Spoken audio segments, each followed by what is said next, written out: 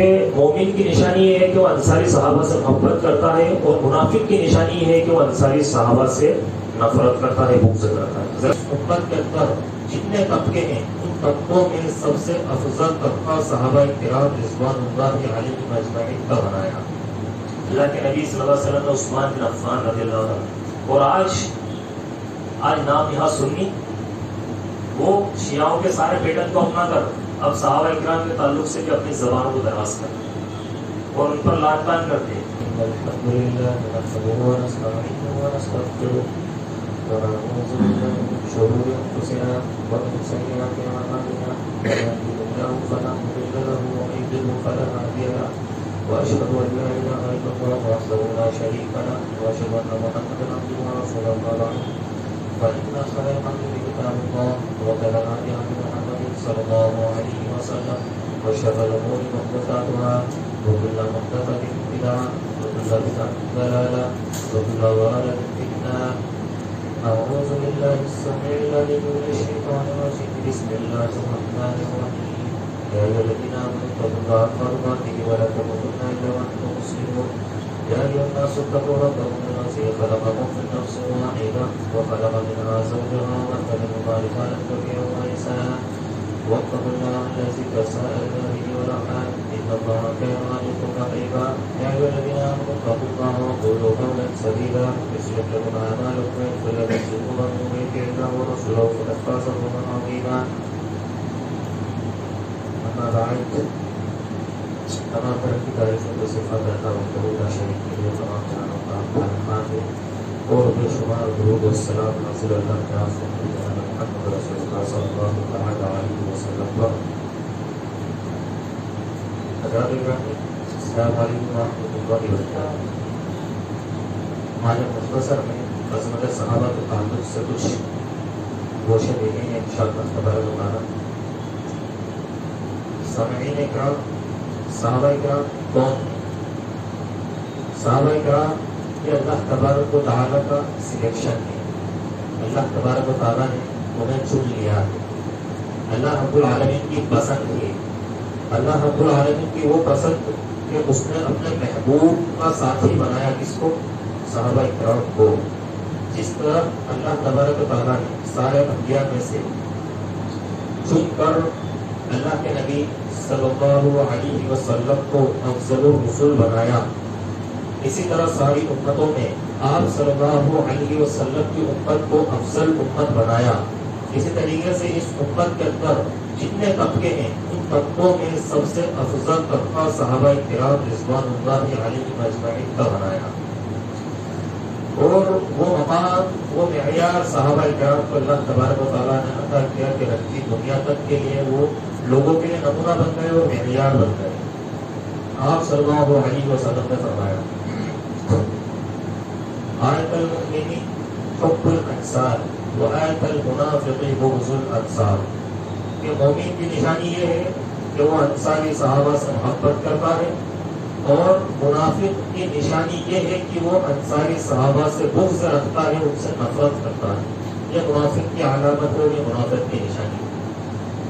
اللہ کے نبی صلی اللہ علیہ وسلم کے بعد حضرت ابو بکر صدیق رضی اللہ تعالیٰ خلیفہ بنے، حضرت عمر حضرت ابو بکر صدیق کے بعد بنے، انہیں شہید کر دیا گیا۔ شہید کس نے کیا؟ منافق نے کیا۔ عمر رضی اللہ تعالیٰ عنہ کے بعد عثمان رضی اللہ تعالیٰ عنہ خلیفہ بنے، انہیں شہید کس نے کیا؟ منافق نے کیا۔ ان کے بعد علی بنے، علی کو شہید منافق نے کیا، حسن کو شہید منافق نے کیا، طلحہ کو شہید منافق نے کیا، زبیر کو شہید منافق نے کیا۔ اور یہ سلسلہ آپ دیکھیں گے کہ واقعہ کربلا میں واقع ہے کہ جتنی بھی شہادتیں صحابہ کرام کے اندر ہوئی، جنگ جمل ہو گئی، جنگ جمل کے اندر پہلے ہی دن 13,000 صحابہ کرام شہید ہو گئے۔ آپس میں صحابہ کرام کو لڑوانے کا کام کس نے کیا؟ منافقوں نے کیا۔ اور جنگ صفین ہوئی، جنگ نہروان ہوئی، جیسے جنگ صحابہ کرام کے بیچ میں چلی، باغیوں نے جب شروع کیا، حضرت عثمان کے دور میں 10 سال تو بہترین نکلے، آخری کے 2 سال کے اندر انہوں نے جو بغاوت شروع کی اور جس طریقے سے منافقانہ عمل اختیار کیا، صحابہ کرام سے بغض کے حساب سے انہوں نے آپس میں انہیں لڑوایا۔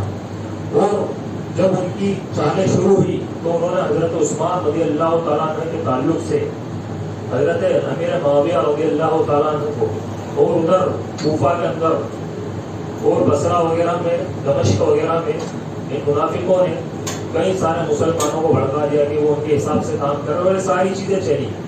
تو منافق کی علامت ہے کہ صحابہ سے بغض کرنا. اور حضرت امیر معاویہ اور حضرت حسن رضی اللہ تعالیٰ عنہ کی صلح تک آخر میں جب صلح ہوئی حضرت حسن نے خط لکھا تو ادھر سے امیر معاویہ نے بھی ریٹرن خط لکھا اور اس میں پھر ایک خط لکھ کے دے دیا کہ اب جو ہے آپ شرطیں لکھ دیجیے میں سائن کرنے کے لیے تیار ہوں.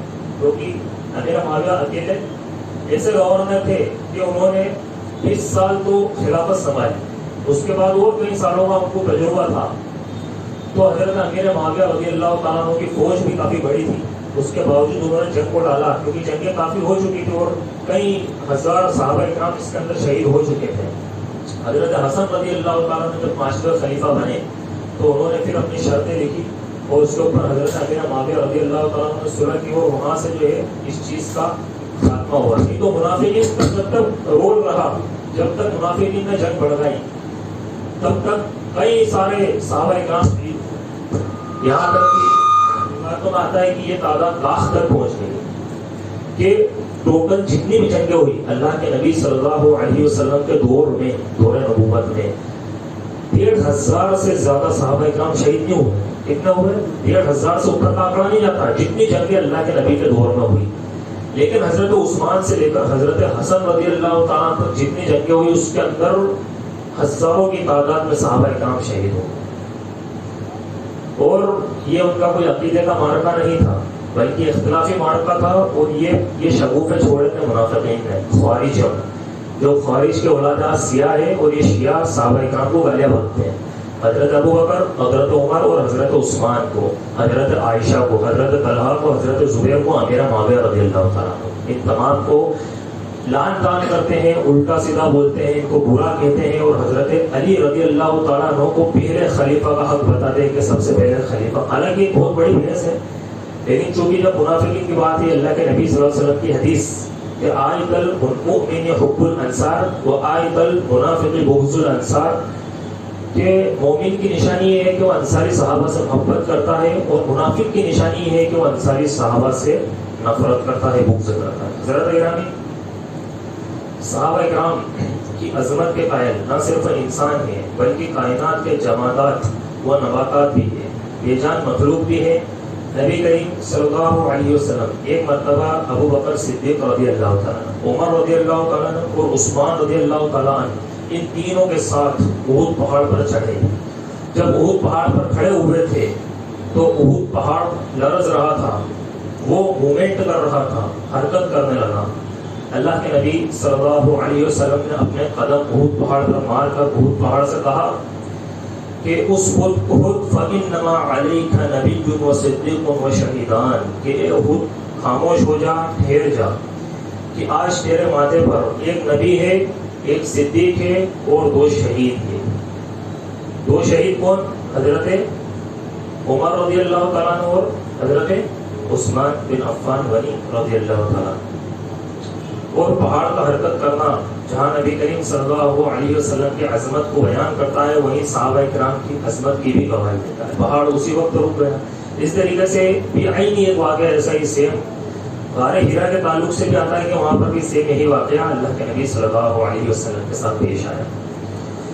سامعین اکرام, شیخ الاسلام امام ابن تیمیہ رحمۃ اللہ علیہ کی کتاب منہاج السنہ میں انہوں نے یہ قول نقل کیا حضرت عمر فاروق رضی اللہ تعالیٰ عنہ کا کہ اگر قیامت تک آنے والے مسلمان ان تمام کے ایمان کو ترازو کے ایک پلڑے میں رکھ دیا جائے اور حضرت ابو بکر صدیق رضی اللہ تعالیٰ عنہ کے ایمان کو ترازو کے دوسرے پلڑے میں رکھ دیا جائے تو اللہ کی قسم, حضرت عمر اللہ کی قسم کھا کے کہتے ہیں کہ اللہ کی قسم ابو بکر کے ایمان والا پلڑا بھاری ہو جائے گا. ابو بکر کا ایمان وہ ایمان تھا, ابو بکر کا توکل وہ توکل تھا, ابو بکر کا یقین وہ یقین تھا. اللہ رب العالمین کی توحید پر, اللہ کی ذات پر اور اللہ کے نبی سے اتنی محبت تھی کہ عمر رضی اللہ تعالیٰ کو خود گواہی کہ ابو بکر کا پلڑا بھاری ہو جائے گا، کیونکہ آپ دیکھیں گے کہ اللہ کے نبی صلی اللہ علیہ وسلم کے صحابی ابو بکر صدیق، ان کا دور خلافت سب سے کم رہا، لیکن اس دور خلافت کے اندر مدعیان نبی بھی کھڑے ہوئے جنہوں نے نبوت کا دعویٰ کیا، اور ان کے بعد کچھ قبیلوں کے مرتد ہونے کی بھی خبر آ گئی کہ فلاں قبیلہ مرتد ہو گیا، فلاں قبیلہ مرتد ہو گیا، اور اسی کے چلتے ایک گروہ نے اٹھ کر زکوٰۃ کا انکار کر دیا کہ ہم نماز پڑھیں گے، ہم روزہ رکھیں گے، ہم حج کریں گے، ہم ساری چیزیں توحید پر چلیں گے، لیکن ہم زکوٰۃ ادا نہیں کریں گے۔ تو ابو بکر صدیق رضی اللہ تعالیٰ عنہ کے دور میں تین فتنے بڑے بڑے جنم لے لیے، اور اللہ کے نبی کی بھی وفات ہوئی تو اس کے بعد ان فتنوں نے جنم لے لیا۔ پہلا تو مدعیان نبی کہ 3 جگہ سے، یہاں تک کہ ایک عورت نے بھی نبوت کا دعویٰ کیا، جبکہ آج تک اللہ رب العالمین نے جب سے نبوت اور رسالت کا سلسلہ شروع کیا، اللہ کے نبی تک کوئی عورت کو اللہ نے نبی نہیں بنایا، پھر بھی ایک عورت بھی نے بھی نبوت کا دعویٰ کر دیا۔ اسی طریقے سے قبائل مرتد ہو گئے اور زکوٰۃ کا جب انکار کیا تو صحابہ کرام نے تمام نے مشورہ دیا حضرت ابو بکر صدیق کو کہ دیکھیے مسئلہ یہ ہے کہ ابھی پہلے ان کو جو زکوٰۃ کا انکار کرتا ہے ان کو تھوڑا سا چھوڑ دیجیے، ان کو تھوڑا سا وقت دے دیجیے، اور جو مدعیان نبوت تھے، جو نبوت کا دعویٰ کر رہے ہیں اور جو مرتدین ہیں، پہلے ان کا کیس سولو کر لیتے ہیں، پہلے ان کو نپٹا لیتے ہیں، اس کے بعد یہ کرتے ہیں۔ حضرت ابو بکر صدیق رضی اللہ تعالیٰ عنہ نے کہا کہ نہیں، ابھی سے میں تینوں محاذوں پر جنگ کروں گا، تینوں محاذوں پر ایک ساتھ جہاد کروں گا، کہ کسی کو بھی تھوڑا بھی وقت نہیں دوں گا، یہ نہیں کہ ان کو پہلے دیکھا جائے گا ان کو بعد میں، کہ تینوں محاذوں پر ایک ساتھ جہاد کروں گا۔ صحابہ کرام نے عمر فاروق رضی اللہ تعالیٰ عنہ کو بھیجا کہ جائیے اور ابو بکر صدیق رضی اللہ تعالیٰ عنہ سے بات کیجیے۔ وہ سمجھانے کے لیے گئے تھے، ابو بکر صدیق کو خود سمجھ کر آ گئے، ابو بکر صدیق کے رائے میں ان کو موافقت لگی، اور ابو بکر صدیق کے موقف کے وہ قائل ہو کر آ گئے۔ ابو بکر صدیق نے کہا کہ انقص الدین انا حی، کہ ابو بکر کے جیتے جی دین محمدی میں ذرہ برابر بھی کمی نہیں آنے دوں گا، اور ذرہ برابر بھی کمی نہیں آ سکتی۔ یہ بات حضرت ابو بکر صدیق رضی اللہ تعالیٰ نے عمر سے کہی کہ جاؤ جا کر صحابہ کرام کو کہہ دو کہ ذرہ برابر بھی کمی نہیں آ سکتی ابو بکر صدیق کے رہتے ہوئے، اور میں جہاد کروں گا۔ اور آپ دیکھیں گے کہ صرف 2 سال کے اندر ابو بکر صدیق نے اتنے بڑے بڑے فتنوں کو صفحہ ہستی سے مٹا کے رکھ دیا، اتنے بڑے بڑے فتنوں کو ختم کر کے رکھ دیا، ان کی جڑیں کاٹ کے رکھ دی۔ تو ابو بکر صدیق رضی اللہ تعالیٰ نے اپنے ایمان، اپنے یقین، اللہ کی نصرت سے 2 سال کے اندر یہ کام کر دکھایا۔ اور اگر انفراد طور پر عظمتوں کو دیکھیں تو نبی کریم صلی اللہ علیہ وسلم نے فرمایا لو کان نبی بعدی لکان عمر، کہ اگر میرے بعد نبوت کا سلسلہ جاری ہوتا تو سب سے پہلے نبی عمر بنتے، کہ میرے بعد اگر کوئی نبی بنتے تو عمر بنتے۔ اور کتنی دفعہ ایسا ہوتا کہ عمر رضی اللہ تعالیٰ نے کوئی رائے رکھتے، کوئی مشورہ رکھتے، اللہ رب العزت ان کی رائے کے مطابق آسمان سے وحی نازل کر دیتا، آسمان سے حکم نازل کر دیتا۔ حضرت عمر رضی اللہ تعالیٰ عنہ کا مقام اور مرتبہ ہے۔ آج آپ دیکھیں گے کہ نام نہاد مسلمانوں نے جس طریقے سے فروغ تعزیہ داری کو شیعوں سے لے لیا اور اپنا لیا اور اپنا حق سمجھ لیا اور ماتم منا کے، خوشیاں منا کے اس کو منانے لگے، اسی طریقے سے نعوذ باللہ ثم نعوذ باللہ صحابہ کرام کی گستاخیوں میں بھی اترنا ہے، کیونکہ جب ایک برائی آتی ہے تو دوسری برائی آٹومیٹک آ جاتی ہے، کیونکہ جب یہ عمل شیعوں کا ہے تو وہ عمل بھی شیعوں کا اس کے تعلق سے اندر آئے گا، اور آ گیا۔ اب آج آپ دیکھیے کہ زبان میں ہڈی نہیں ہے تو اس کا مطلب کچھ بھی بولتے ہیں، حضرت ابو بکر صدیق کو بولتے ہیں، عمر رضی اللہ تعالیٰ عثمان، جبکہ ان کی پیر کی پھول کے برابر یہ نہیں پہنچ سکتے۔ اگر وہ آدھا کلو جو، آدھا کلو چاول، آدھا کلو آٹا یا کچھ بھی اللہ کے راہ میں صدقہ کر دے، احد پہاڑ کا برابر صدقہ کر دے تو ان کے برابر نہیں پہنچ سکتے۔ ایک مٹھ جو یعنی آدھا کلو نہیں پہنچ سکتا ان کے برابر، لیکن آج ان کے تعلق سے اپنی زبان دراز کرتے ہیں، بولتے ہیں۔ تو یہ بات سمجھنے والی ہے کہ جب فتنہ آتا ہے تو وہ دوسرے فتنے کو ساتھ لے کر آتا ہے۔ اب یہاں پر حضرت عمر رضی اللہ تعالیٰ عنہ مشورہ دیتے ہیں، صحابہ اکرام کے بیچ میں بات رکھتے اللہ رب العزت آیت نازل کر دیتا، جس طریقے مشورے کے مطابق آسمان سے وہی نازل ہو جاتی کہ پردے کی جو آیتیں ہیں حضرت عمر رضی اللہ تعالیٰ عنہ کے مشورے کے بعد نازل ہوئی۔ مقام ابراہیم پر نماز پڑھنے کی بات حضرت عمر رضی اللہ تعالیٰ عنہ کے مشورے کے بعد نازل ہوئی۔ جنگ بدر کے قیدیوں کے سلسلے میں کہ انہیں قتل کر دینا چاہیے، انہیں فدیہ لے کر نہیں چھوڑنا چاہیے، یہ والی آیت بھی حضرت عمر رضی اللہ تعالیٰ عنہ کے مشورے کے بعد نازل ہوئی۔ عثمان غنی رضی اللہ تعالیٰ عنہ کے تعلق سے دیکھیں تو عثمان غنی رضی اللہ تعالیٰ عنہ کے اخلاق اور شرم و حیا کا پہلو یہ بے مثال ہے کہ ایک مرتبہ آپ صلی اللہ علیہ وسلم اپنے حجرے میں لیٹے ہوئے ہیں اور اللہ کے نبی صلی اللہ علیہ وسلم کی پنڈلی پر سے کپڑا ہٹا ہوا ہے۔ ابو بکر صدیق رضی اللہ تعالیٰ عنہ دروازے پر آتے ہیں، اما عائشہ وہیں پر موجود ہے، وہ اجازت مانگتے ہیں کہ اندر آ جاؤں۔ اما عائشہ اللہ کے نبی صلی اللہ علیہ وسلم سے کہتے ہیں کہ ابو بکر ابا جان آئے ہیں، ابو بکر صدیق رضی اللہ تعالیٰ عنہ آئے، کیا انہیں اجازت دے دوں؟ اللہ کے نبی کہتے ہیں کہ ہاں اندر آنے دیجیے۔ ابو بکر صدیق آ کر بیٹھتے ہیں، بات کر کے چلے جاتے ہیں۔ پھر عمر رضی اللہ تعالیٰ عنہ اجازت مانگتے ہیں، عمر رضی اللہ تعالیٰ عنہ کو اجازت دیتے ہیں، عمر رضی اللہ تعالیٰ عنہ آ کر بیٹھتے ہیں، بات کر کے چلے جاتے ہیں۔ پھر عثمان بن عفان غنی رضی اللہ تعالیٰ عنہ حضرت عائشہ اجازت مانگتے اللہ کے نبی سے، اللہ کے نبی اسی وقت فوراً اپنی پنڈلی پر کپڑا ڈال لیتے ہیں اور درست بیٹھ جاتے ہیں۔ عثمان رضی اللہ تعالیٰ عنہ آتے ہیں، بات کرتے ہیں اور چلے جاتے ہیں۔ اما عائشہ رضی اللہ تعالیٰ عنہ نے بعد میں پوچھا کہ اللہ کے نبی صلی اللہ علیہ وسلم میرے ابا جان آئے، عمر رضی اللہ تعالیٰ عنہ آپ نے اپنی پنڈلی پر کپڑا نہیں ڈالا، لیکن جیسے ہی عثمان بن عفان غنی رضی اللہ تعالیٰ عنہ آیا، آپ نے اپنی پنڈلی پر کپڑا ڈال لیا۔ اللہ کے نبی صلی اللہ علیہ وسلم نے حضرت عائشہ رضی اللہ تعالیٰ عنہ سے فرمایا کہ الا استحی من رجل تستحی منہ الملائکہ، کہ کیا میں اس شخص سے، اس شخصیت سے، اس عثمان سے پردہ نہ کروں، اس عثمان سے حیا نہ کروں کہ جس سے فرشتے بھی حیا کرتے ہیں، جس سے فرشتے بھی شرماتے ہیں۔ یہ حیا کا پیکر تھا حضرت عثمان بن عفان غنی رضی اللہ تعالیٰ عنہ۔ تو بات کا لب لباب یہ ہے کہ ایک ایک صحابی کو اگر دیکھا جائے، ایک ایک صحابی کو اگر دیکھا جائے تو ان کی شخصیت اور کردار عظمت اتنا وزنی ہے کہ بیان کا حق ادا نہیں ہو سکتا، اتنی عظمتیں ہیں صحابہ اکرام۔ ابن مسعود رضی اللہ تعالیٰ عنہ یہ کم سن صحابی تھے، ان کی عمر کم تھی۔ ایک مرتبہ درخت پر یہ چڑھ رہے تھے تو وہاں پر کھڑے لوگ ان کو دیکھ کر ہنسنے لگے۔ ان کی جو پنڈلیاں تھی بہت پتلی پتلی تھی، بہت باریک تھی، کیونکہ بہت ہلکے اور بہت پتلے صحابی تھے۔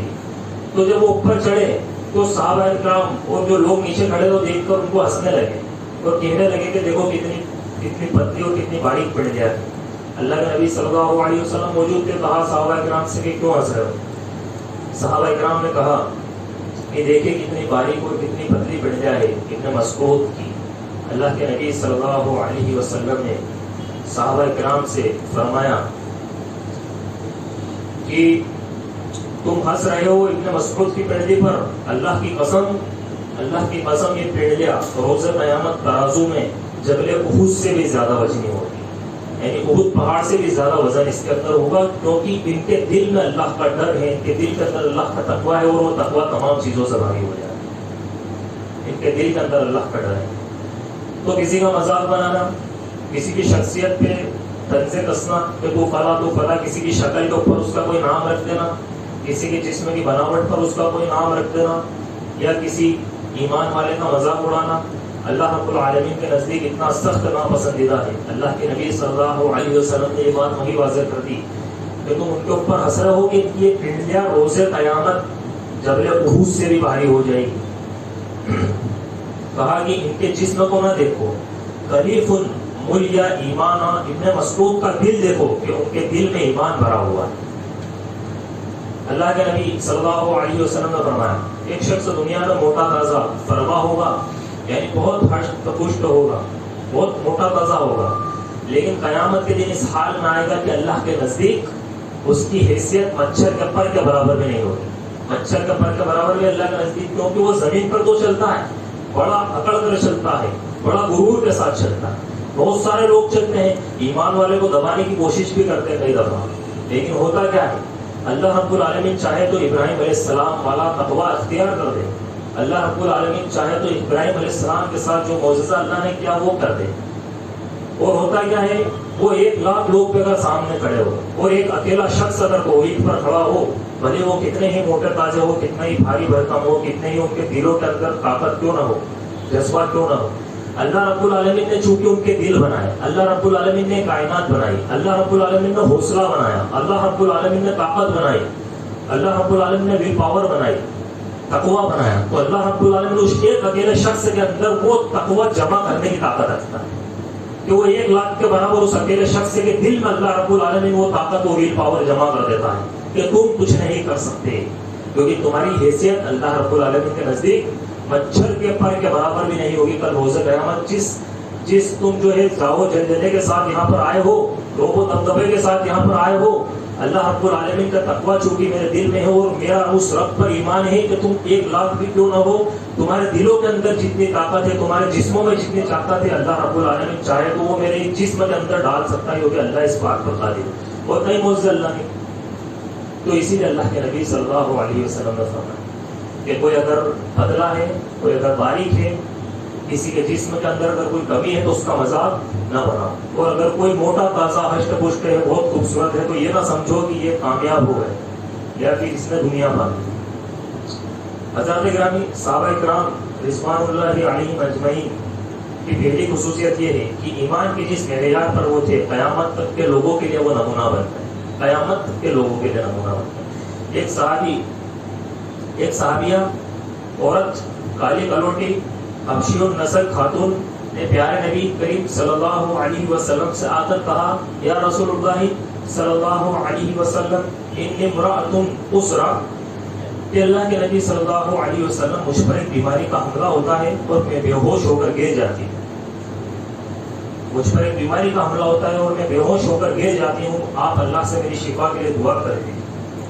شارحین حدیث لکھتے ہیں کہ یہ مرغے کا دورہ ان کو پڑتا تھا جب وہ گرتی تھی، اور ایک اور بزار کی روایت کے اندر آتا ہے، اس کے اندر یہ حوالہ ہے کہ ان کے اوپر جن وارد ہوتا تھا، خیر اللہ عالم بالصواب، کہ جن وارد ہوتا تھا، مرغی آتی تھی، جو بھی ہے اللہ بہتر جانے، لیکن جب وہ گرتی تھی تو اللہ کے نبی صلی اللہ علیہ وسلم سے انہوں نے کہا کہ آپ میرے لیے دعا کر دیجیے کہ اللہ مجھے اس بیماری سے شفا دے دے۔ نبی کریم صلی اللہ علیہ وسلم نے کہا کہ دیکھو، اگر تم چاہتی ہو کہ میں دعا کروں گا تو تمہیں شفا مل جائے گی، لیکن اگر تم اس بیماری پر صبر کرو گی، اس بیماری پر صبر کرو گی تو میں تمہیں جنت کی گارنٹی دیتا ہوں۔ تو وہ جو خاتون اللہ کے نبی کے پاس آئی تھی، اس نے کہا کہ اللہ کے نبی اگر آپ اپنی زبان سے جنت کی بشارت دے رہے ہیں تو پھر میں اس بیماری پر صبر کروں گی، کیونکہ مجھے اللہ رب العالمین سے جنت مطلوب ہے۔ اور پھر کہا کہ اللہ کے نبی صرف ایک دعا کر دیجیے کہ جب میں گروں، جب مجھے وہ دورہ آئے تو میرے جسم پر سے کپڑا ہٹ جاتا ہے، وہ کپڑا نہ ہٹے، میری آبرو بقا رہے۔ تو اللہ کے نبی صلی اللہ علیہ وسلم نے دعا کی، اس کے بعد اس کو پھر دورہ آتا تھا لیکن وہ کپڑا جسم سے نہیں ہٹتا تھا اور وہ اسی بیماری کے اندر فوت ہو گئی۔ تو یہ یقین، یہ ایمان، یہ توکل ایک ادنا سی صحابیہ کا تھا۔ صحابہ اکرام کے اندر جو طبقے تھے اس میں ایک ادنا سے صحابیہ کا یہ ایمان اور یہ توکل تھا۔ آج ہم بیمار ہوتے، زندگی بھر کے تانے کسانے سب اگر تھوڑے دن بیمار ہوئے پتہ نہیں کیا کیا ہوتا، لیکن وہاں پر وہ صحابیہ کتنی بیمار ہے، کتنی شدت سے جو ہے مطلب تڑپ رہی ہے، لیکن اس کے باوجود انہوں نے کیا صبر کیا۔ تو اسی لیے صبر کرنا یہ زیادہ بہتر ہے، اور یہ معمول یقین اور یہ ایمان توکل ہے، اور یہ صحابہ اکرام کے سب سے ادنا طبقے کے اندر ہمیں ملتا ہے۔ اور جذبہ اطاعت جو صحابہ کا تھا، قیامت تک وہ جذبہ اطاعت نہیں دیکھا جا سکتا کہ مشکل سے مشکل اوقات میں نبی کریم صلی اللہ علیہ وسلم کا ایک حکم، بھلے انسان کسی بھی کنڈیشن میں کیوں نہ ہو، کتنا ہی پریشان کیوں نہ ہو، ایک حکم پہ اپنی جان، اپنا مال، اپنے اہل و عیال، اپنے ماں باپ، سب کچھ قربان کرنے کے لیے تیار ہے۔ اپنی کنڈیشن بعد میں، پہلے اللہ کے نبی صلی اللہ علیہ وسلم کا ایک حکم ہے، صحابہ اکرام کا معیار تھا کہ اپنی محبتوں کو قربان کر دیتے، اپنی رفاقتوں کو قربان کر دیتے، اور صحابہ اکرام نے کیا ہے، صحابہ اکرام نے کیا ہے۔ حضرت حنظلہ رضی اللہ تعالیٰ عنہ ابھی شادی ہوئی، ایک رات بھی نہیں گزری، صبح کا وقت ہوتا ہے، ابھی غسل نہیں لیا، غسل جنابت، یہاں پر اللہ کے نبی صلی اللہ علیہ وسلم کا حکم آ گیا کہ چلو جہاد کے لیے نکلنا ہے۔ حضرت حنظلہ رضی اللہ تعالیٰ عنہ اسی کنڈیشن میں حالت جنابت کے اندر نکل گئے، جا کر جہاد لڑی اور شہید ہو گئے۔ ابھی ایک رات گزری تھی، شہید ہو گئے۔ شہید ہوئے، جب سب کے جنازے دیکھے، سب کی لاشیں دیکھی، ڈیڈ بودیز دیکھی، تو سب مل کر حضرت حنظلہ نہیں، حضرت حنظلہ رضی اللہ تعالیٰ عنہ کو جب دیکھا گیا تو ایک پتھر تھا اس کے سائیڈ میں، ان کی لاش جو ہے، ان کا جسم اثر جو ہے وہ ہوا میں لٹکا ہوا ہے اور اس کے اندر سے پانی نیچے رس رہا ہے. تو اللہ کے نبی صلی اللہ علیہ وسلم کو جب یہ بات معلوم چلی، اللہ کے نبی صلی اللہ علیہ وسلم نے کہا کہ وہ حنظلہ رضی اللہ تعالیٰ عنہ جو ہے نا، ان کو فرشتے غسل دے رہے ہیں. ان کو فرشتوں نے غسل دیا. غسل جنابت کی حالت میں جنگ لڑنے کے لیے گئے تھے. جب بیوی سے پتہ چلا غسل جنابت میں تھے تو فرشتوں نے انہیں غسل دیا، کیونکہ شہید تھے اور شہید کو اسی کنڈیشن میں دفنایا جاتا ہے. اللہ رب العالمین کو معلوم تھا اسی کنڈیشن میں دفنائے جائیں گے. اللہ رب العالمین نے فرشتوں کو بھیج کے غسل دلوا دیا. تو یہ مقام اور یہ مرتبہ صحابہ کرام کا، یہ معجزہ آج کے دور کے اندر کرامت صحابہ بول سکتے ہیں. پہلے جس کرامتیں مانتے ہیں لیکن شرارتیں نہیں مانتے. کرامتوں کے نام پر شرارتیں کہ دیکھو فلاں پھر پانی پہ چل رہے ہیں، فلاں یہ ہو رہا ہے، وہ پیڑ دیکھو اٹھا کر ایک ہاتھ میں لے کر اگر پہاڑ اٹھا جائے، فلاں نہیں کیا کیا ہوا میں اڑ رہا ہے. تو کرامتیں مانتے ہیں. اور یہ اللہ تبارک و تعالیٰ کی طرف سے ایک معجزہ تھا کہ اللہ رب العالمین نے انہیں غسل دیا، فرشتوں نے انہیں غسل دیا. حضرات گرامی، صحابہ کرام کے علم و بردباری کی جہاں تک بات ہے کہ اللہ کے نبی صلی اللہ علیہ وسلم نے خود اس بات کی گواہی دی کہ نبی کریم صلی اللہ علیہ وسلم نے صحابی رسول ابی بن کعب رضی اللہ تعالیٰ عنہ سے پوچھا کہ بتاؤ قرآن کی سب سے عظیم آیت کون سی ہے؟ تو ابی بن کعب نے سوچا اور سوچ کر جواب دینے لگے کہ اللہ کے نبی صلی اللہ علیہ وسلم مجھے لگتا ہے کہ سب سے عظیم آیت آیت الکرسی ہے. اللہ کے نبی صلی اللہ علیہ وسلم کو اتنی خوشی ہوئی، آپ نے ان کے سینے پر اپنا ہاتھ رکھا اور تھپکتے ہوئے شاباشی دی اور کہا لِيَحْنِكَ الْعِلْمُ أَبَا الْمَنْزِلِ کہ یہ ابی بن کعب قرآن مجید کا خصوصی علم تمہیں مبارک. یہ صحابہ کرام کا علم کا معیار تھا اور یہ ان کی مضبوط جڑیں تھی قرآن سے جمی ہوئی. یہ 6666 آیت، 6000 سے زیادہ آیتوں کے اندر اسی وقت انہوں نے تھوڑی دیر سوچا اور بتا دیا کہ سب سے عظیم آیت آیت الکرسی ہے. تو یہ تفسیر کا علم انہیں تھا، اتنا گہرا علم تفسیر کا صحابہ کرام کو ہوا تھا. صحابہ کرام کا طبقہ وہ طبقہ ہے جنہیں قدم قدم پر اللہ کے نبی صلی اللہ علیہ وسلم نے جنت کی بشارت دی. ابو موسیٰ اشعری رضی اللہ تعالیٰ نے کہتے ہیں ایک مرتبہ میں آپ صلی اللہ علیہ وسلم ایک باغیچے کے اندر بیٹھے ہوئے تھے اور میں ارادہ کر کے گیا تھا کہ نبی کریم صلی اللہ علیہ وسلم جہاں بھی رہیں گے میں آپ کا بواب بنوں گا، یعنی گیٹ مین بنوں گا. وہ اس باغیچے میں گئے اور جا کر گیٹ پر کھڑے ہو گئے. اللہ کے نبی کنویں میں پیر لٹکا کر باغیچے میں بیٹھے ہوئے تھے. اتنے میں ایک شخص آتے ہیں اور وہ دروازہ کھٹکھٹاتے ہیں، اندر آنے کی اجازت طلب کرتے ہیں. حضرت ابو موسیٰ اشعری رضی اللہ تعالیٰ اللہ کے نبی کے پاس جاتے ہیں اور کہتے ہیں کہ کوئی شخصیت آئی ہے اور وہ آپ سے ملنا چاہتی ہے. اللہ کے نبی کہتے ہیں کہ افتح لہو وبشرہ بالجنہ، کہ جاؤ جا کر دروازہ کھول دو اور جو آ رہا ہے اسے جنت کی بشارت دے دو. جب دروازہ کھولتے ہیں تو دیکھتے ہیں کہ ابو بکر صدیق رضی اللہ تعالیٰ وہ آ کر اللہ کے نبی کے پاس بیٹھ جاتے ہیں. پھر تھوڑی دیر بعد پھر دروازہ کھٹکھٹاتے ہیں، پھر اللہ کے نبی سے پرمیشن لیتے ہیں. اللہ کے نبی کہتے ہیں کہ افتح لہو وبشرہ بالجنہ، کہ جاؤ جا کر دروازہ کھول دو اور تمہیں جنت کی بشارت دے دو. پھر دیکھتے حضرت عمر رضی اللہ تعالیٰ ہوتے وہ آ کر اللہ کے نبی کے پاس بیٹھ جاتے ہیں. پھر واپس سے ابو موسیٰ اشعری اللہ کے نبی سے اجازت طلب کرتے ہیں کوئی شخصیت وہ آپ سے ملنا چاہتی ہے. اللہ کے نبی کہتے ہیں کہ افتح لہو وبشرہ بالجنہ علی بوا یصیبہ، کہ جاؤ جا کر دروازہ کھول دو اور انہیں جنت کی بشارت دو، لیکن ایک مشکل کے بعد، ایک پریشانی کے بعد، ایک تکلیف کے بعد. یہ بول رہا ہوں وہ جاتے ہیں اور ان کو جنت کی بشارت دیتے ہیں. تو یہ مشکل کون سی تھی، یہ پریشانی کون سی تھی؟ یہ وہ پریشانی کہ حضرت عثمان رضی اللہ تعالیٰ عنہ کے دور خلافت کے اندر باغیوں نے جو شگوفے چھوڑے تھے اور جو فتنہ و فساد پھیلایا تھا اور جو ان کی شہادت کی تھی اور جو مظلومانہ شہادت کی تھی کہ 18 دن تک حضرت عثمان بن عفان غنی رضی اللہ تعالیٰ عنہ کے اوپر پانی کو روک دیا گیا تھا. پانی کو روک دیا گیا تھا. حضرت حسن اور حسین حضرت عثمان بن عفان غنی رضی اللہ تعالیٰ عنہ کے گھر کے باہر جو ہے پیرا دے رہے تھے، لیکن باغیوں نے پیچھے والے دروازے سے گھس کر حضرت عثمان رضی اللہ تعالیٰ عنہ کی گردن کو یہاں سے کاٹ دیا اور انہیں شہید کر دیا. اور بڑی مظلومانہ شہادت جو ہے حضرت عثمان بن عفان رضی اللہ تعالیٰ عنہ کی ہوئی تھی. تو اسی بات کی طرف اللہ کے نبی نے یہاں پر اشارہ کیا تھا کہ اللہ بہت یصیبہ ہو کہ ایک مصیبت کے بعد. تو یہاں پر آپ دیکھیں گے کہ یہیں سے جو ہے حضرت عثمان بن عفان رضی اللہ تعالیٰ عنہ کے وفات کے پہلے ہی سے باغیوں نے پلاننگ شروع کی تھی اور انہوں نے حضرت امیر معاویہ اور حضرت حسن رضی اللہ تعالیٰ عنہ کی صلح تک کافی جو ہے فساد پھیلایا تھا. اس طریقے سے جنگ تبوک کا موقع ہے، سخت گرمی ہے اور سفر طویل ہے، ساز و سامان کی کمی ہے اور عرب کا فصل کٹنے کا وقت ہے۔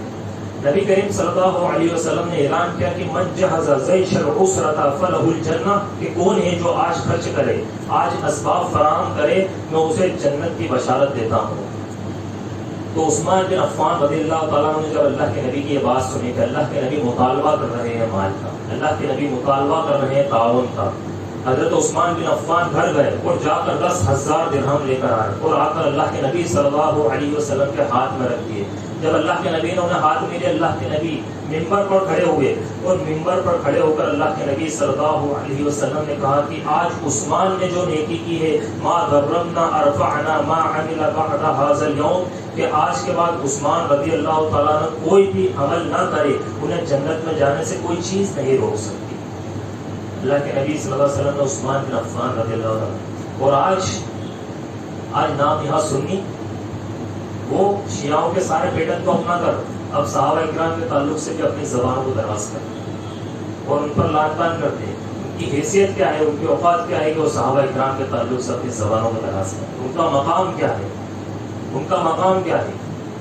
کیا صحابہ اکرام کو یہاں پر عثمان بن عفان رضی اللہ عنہ کئی مرتبہ، یہاں تک کہ عشرہ مبشرہ کے اندر کہ زمین پر چلتے پھرتے 10 جنتی جن کو اللہ رب العزت نے جنت کی بشارت دی، زمین پر نام لے کر 10 لوگوں، اور اللہ کے نبی نے پھر الگ سے کئی مرتبہ بشارت دی، اور ان کے تعلق سے کئی جگہوں پر آج بیان ہوتے اور اس کے اندر نام لے کر ایک صحابی کا نام لیتے ہیں اور اس کے اندر ان کی غلطیوں کے اوپر خطبے کرتے ہیں کہ حضرت عثمان کی غلطیاں، نعوذ باللہ، حضرت عمر کی غلطیاں، حضرت ابو بکر کی غلطیاں، حضرت امیر معاویہ کی غلطیاں، حضرت عائشہ کی، نعوذ باللہ ثم نعوذ باللہ، اتنی مقدس اور مطہر اور پاک باز ہستیوں کے اوپر اپنی زبان دراز کرتے ہوئے نہیں رکتے، جبکہ اللہ کے نبی صلی اللہ علیہ وسلم نے کہا تھا کہ لا تسبوا اصحابی فضل الذی نفس محمد بیدہ لو انفق احدکم مثل احد ذهبا لما بلغ مثل احدهم ولا نصیفا، کہ تم میرے صحابہ کو برا بلا مت کہو، میرے صحابہ اکرام کو گالیاں نہ دو، فضل الذی نفس محمد، کہ اس ذات کی قسم جس کے ہاتھ میں محمد صلی اللہ علیہ وسلم کی جان ہے، لو انفق احدکم، کہ تم میں سے اگر کوئی احد پہاڑ کے برابر بھی سونا خرچ کر دے، وہ صحابہ اکرام کی ایک احد جو کے برابر نہیں پہنچ سکتا۔ یہ مقام اور یہ مرتبہ کس کا بتلایا؟ صحابہ اکرام کا بتلایا۔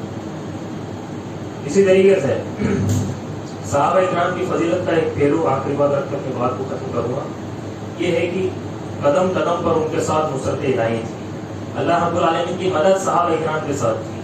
صحیح بخاری کی روایت ہے، حسین بن زبیر عباد بن بشر نبی کریم صلی اللہ علیہ وسلم کے پاس دیر رات کو آئے اور آپ کا مشورہ کرنے لگے۔ جب مشورہ کر لیا، رات زیادہ ہو گئی، اندھیرا ہو گیا، تو ان دونوں کے جانے کا جب وقت ہوا دونوں جانے لگے تو کافی اندھیرا تھا، اللہ رب العالمین کے حکم سے ان کے سامنے ایک روشنی چلنے لگی۔ صحیح بخاری کی روایت، ان کے سامنے ایک روشنی چلنے لگی۔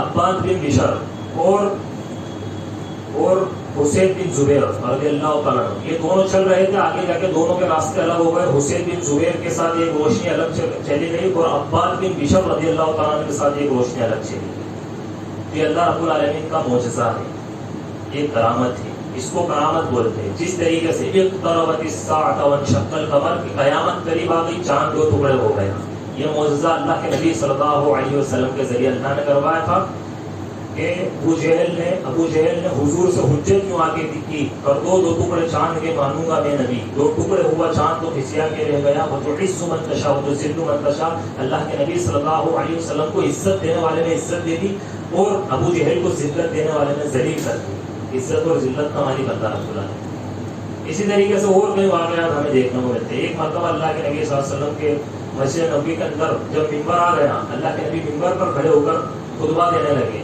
تو جس تنے پر اللہ کے نبی پہلے ہاتھ رکھ کر خطبہ دیا کرتے تھے، جس تنے کے پاس کھڑے ہو کر اللہ کے نبی پہلے خطبہ دیا کرتے تھے، جب اللہ کے نبی ممبر پر دینے لگے وہ تنا زاروں قطار رونے لگا اور اس کی آواز اللہ کے نبی صلی اللہ علیہ وسلم کو سنائی دے رہی۔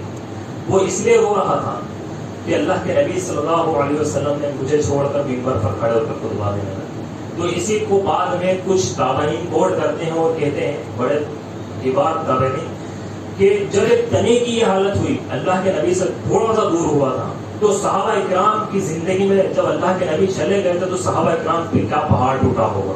اور ہمیں اگر ہم اس کو بھی اس سے بورڈ کر کے دیکھیں کہ حضرت عمر رضی اللہ تعالیٰ عنہ کیا کیفیت ہوئی تھی جب اللہ کے نبی صلی اللہ علیہ وسلم کا انتقال ہوا تھا، کہ ان کے دماغ سے وہ آیت نکل گئی تھی کہ اگر یہ نبی قتل کر دیے جائے یا دنیا سے چلے جائے تو کیا تم اپنے دین کو چھوڑ دو گے. وہ آیت ان کے دماغ سے نکل گئی تھی. اور تلوار لے کر مدینہ کی گلیوں کے اندر گھوم رہے تھے کہ اگر کسی نے یہ بول دیا کہ محمد صلی اللہ علیہ وسلم انتقال کر گئے تو میں اس کی گردن کو تن سے جدا کر دوں گا. اس وقت ابو بکر صدیق رضی اللہ عنہ کھڑے ہوئے، انہوں نے کھڑے ہو کر خطبہ دیا تھا کہ جو اللہ کی اطاعت کرتے تو جان لو کہ اللہ زندہ اور جاوید، اور جو اللہ کے نبی صلی اللہ علیہ وسلم کی عبادت کرتے تھے تو جان لو کہ اللہ کے نبی صلی اللہ علیہ وسلم اس دنیا سے جا چکے. تو یہاں پر اللہ کے نبی صلی اللہ علیہ وسلم کی محبت کی بات آ گئی، لیکن بات چل رہی تھی معجزے کی، تو یہ بھی ایک معجزہ تھا. اسی طریقے سے ایک بدو اللہ کے نبی راستے میں جا رہے تھے اور ایک بدو کو اللہ کے نبی نے دعوت دی، توحید کی دعوت دی، لا الہ الا اللہ کے بارے میں کہا کہ یہ پڑھ دو تم کامیاب ہو جاؤ گے. اس نے کہا کہ یہ اور کون پڑھتا ہے؟ اللہ کے نبی نے کہا کہ وہ پیڑ پڑھے. اور اس پیڑ کو اللہ کے نبی نے حکم دیا، وہ پیڑ زمین چرتا ہوا اللہ کے نبی صلی اللہ علیہ وسلم کے پاس آیا اور اس نے لا الہ الا اللہ محمد رسول اللہ کہا. اور پھر اس بدو نے جو ہے اسی وقت گواہی دی اور اس میں جا کر جو ہے اپنی قوم کے اندر بھی دعوت و تبلیغ کر رہا. اسی طریقے سے اللہ کے نبی کو پتھر سلام کیا کرتے تھے. احد پہاڑ پہ اللہ کے نبی اور حضرت عثمان وغیرہ کھڑے ہوئے تھے، ابو بکر صدیق اور عمر رضی اللہ تعالیٰ عنہ. تو احد پہاڑ پر اللہ کے نبی نے کہا کہ پھیر جا، تیرے اوپر ایک نبی ہے، ایک صدیق ہے اور 2 شہیدان ہیں. تو اسی وقت احد پہاڑ ٹھہر گیا. کئی واقعات معجزات ہیں، لیکن وہ معجزات جو ثابت شدہ ہیں. اب ان معجزات کی آج میں شرارتیں کرتے ہیں لوگ اور پھر اس کے اندر کئی ساری باتیں آج کل کے اس کے اندر ڈال دیتے ہیں، وہ ساری چیزیں غلط ہیں. جیسے براق کا مسئلہ، معراج کا واقعہ. معراج میں اللہ کے نبی صلی اللہ علیہ وسلم کو جس براق پر بٹھا کر اللہ تبارک و تعالیٰ نے جنت اور جہنم کی سیر کرائی اور ساتویں آسمان پر لے گیا، سدرۃ المنتہا تک لے گیا، وہ بھی ایک بہت بڑا واقعہ ہے. اور اس کا اللہ رب العالمین نے سورۃ الملک کے اندر اس کا تذکرہ کیا. تو اللہ تبارک و تعالیٰ ہر چیز پر قادر ہے کہ ایک پلک جھپکنے سے پہلے ساتویں آسمان کی اور جنت اور جہنم کی سیر کرانے پر کون قادر ہے؟ یہ بتائیے. آج سب سے فاسٹ بجلی کی رفتار ہے. بجلی کتنے منٹ میں ہم تک پہنچتی ہے؟ سورج تقریباً 8 منٹ میں پہنچتی ہے، شاید جہاں تک مجھے پڑے 7 یا 8 منٹ. تو آپ ذرا دیکھیے کہ 8 منٹ میں بجلی یہاں پر پہنچ رہی ہے. بجلی کی رفتار اتنی ہے، 2 لاکھ مربع میل پر سیکنڈ کے حساب سے چلتی ہے. اور یہاں پر آپ دیکھیے کہ اللہ کے نبی صلی اللہ علیہ وسلم کو پلک جھپکنے کے ساتھ پہلے آسمان پر کوئی نہیں جا سکا. چاند تک جاتے بہت سارے جاتے، ختم ہو جاتے، پتہ نہیں جاتے نہیں جاتے کیا ہوتا ہے. سورج تک تو کوئی جا ہی نہیں سکتا. اور آپ ذرا دیکھیے کہ 7واں آسمان کی سیر ہے، جنت اور جہنم کی سیر ہے. تو یہ بھی ایک معجزہ ہے اللہ رب العالمین نے اللہ کرنے سے. جس طریقے سے حضرت ابراہیم علیہ السلام کو آنکھ کے اندر سے نکال دیا، حضرت یونس علیہ السلام کو مچھلی کے پیٹ میں زندہ رکھ دیا، اور پھر اس کے بعد واپس سے نکال کر 18 سال تک حضرت ایوب رضی اللہ تعالیٰ عنہ جو ہے بیماری کے اندر ملوث رہے. 18 سال بعد اللہ رب العزت نے انہیں شفا دی، اور ایسی شفا دی کے بعد میں اولادیں ہوئی اور بہت اچھی زندگی انہوں نے گزاری. کئی سارے واقعات آپ کو دیکھنے کو ملیں گے، صحابہ اکرام کے اندر دیکھنے کو ملیں گے، اللہ کے نبی کی زندگی میں دیکھنے کو ملیں گے، پہلے انبیاء اکرام میں دیکھنے کو ملیں گے، اور ابھی بعد میں بھی کئی تابعین وغیرہ کے اندر آپ کو کئی سارے واقعات دیکھنے کو ملیں گے. اسی طریقے سے اپنی بات کو رکھ کر آخری بات کو ختم کروں گا کہ علامہ البانی نے حدیث کو صحیح قرار دیا ہے. ابو امامہ باہلی رضی اللہ تعالیٰ عنہ جب یہ مسلمان ہوئے تو نبی کریم صلی اللہ علیہ وسلم نے انہیں اپنا قبیلہ باہلا کی طرف بھیجا کہ جاؤ جا کر وہاں پر دعوت دو، دین کی دعوت دو اور توحید کی دعوت ان لوگوں تک پہنچا، رسالت کی دعوت ان لوگوں تک پہنچائے. حضرت ابو امامہ باہلی رضی اللہ تعالیٰ عنہ اپنے بستی کی طرف جاتے ہیں، اپنے قبیلے کی طرف جاتے ہیں، اور وہاں جا کر دعوت دیتے ہیں. تو وہاں پر لوگ ان کو مارتے ہیں اور مار کر ان کا برا حال کر دیتے ہیں. ان کو وہ بولتے ہیں کہ مجھے پانی پلا دو، مجھے کھانا کھلا دو، کچھ توشہ دے دو میں کھا لوں، میں بھوکا ہوں. اور ان کو اور مارتے ہیں، ان کو بھوکا پیاسا وہاں سے باہر نکال دیتے ہیں، بھیج دیتے ہیں. تو حضرت ابو امامہ باہلی رضی اللہ تعالیٰ عنہ وہاں سے نکلتے ہیں اور نکل کر ایک درخت کے نیچے جا کر بیٹھتے ہیں. جب وہ اس درخت کے نیچے جا کر بیٹھتے ہیں، بھوک اور پیاس کے مارے ان کو چکر آ جاتے ہیں اور وہیں پر سو جاتے ہیں. ان کو ایک خواب آتا ہے اور خواب کے اندر وہ کہتے ہیں کہ میں نے خواب دیکھا اور اس خواب کے اندر ایک دودھ پلانے والا دودھ کا گلاس لے کر آیا، پیالہ لے کر آیا اور اس نے مجھے دودھ پلایا. میں سیراب ہو گیا. پھر اس نے بولا اور پیو. پھر میں سیراب ہو گیا. اس نے بولا اور پیو. یہاں تک کہ میں پورا مکمل سیراب ہو گیا. ادھر جو بستی والوں نے انہیں مارا تھا، باہیلا بستی والوں نے جو انہیں مارا پیٹا تھا اور بھوک پیاس کی وجہ سے نکال دیا تھا، بستی والوں کے ضمیر نے انہیں ملامت کی کہ تم نے غلط کیا. وہ اپنا ہی آدمی تھا، تم نے اسے مارا پیٹا اور اس کو پھر بھوکا اور پیاسا نکال دیا. تو وہ کھانا اور توشہ لے کر اس کی تلاش میں، ابو امامہ واہلی کی تلاش میں اس راستے پر آتے جس راستے کی طرف وہ گئے تھے. وہ دیکھتے ہیں کہ ایک پیڑ کے نیچے ابو امامہ لیٹے ہوئے. وہ ان کے پاس جاتے ہیں اور جا کر کہتے ہیں کہ ابو امامہ کیا ہمیں معاف کر دو، ہم نے تمہیں مارا پیٹا اور تمہیں بھوکا اور پیاسا وہاں سے نکال دیا، ہمیں اس بات کا افسوس ہے. تو ابو امامہ واہلی رضی اللہ تعالیٰ جب اٹھتے ہیں تو ان کی پیاس مٹ چکی تھی اور ان کی بھوک مٹ چکی تھی. وہ اٹھتے اور اٹھ کر ان لوگوں سے کہتے ہیں کہ اطعمنی ربی وسقانی، کہ مجھے میرے رب نے پلا دیا ہے اور مجھے میرے رب نے کھلا دیا ہے، مجھے اس کھانے کی کوئی ضرورت نہیں کہ تم اپنا کھانا لے کر لو. تو یہ اللہ رب العالمین کے معجزات اللہ والوں کے ساتھ ہوتے ہیں. آخر میں اللہ رب العزت سے دعا ہے کہ اللہ رب العزت ہمیں کہنے اور سننے سے عمل کرنے کو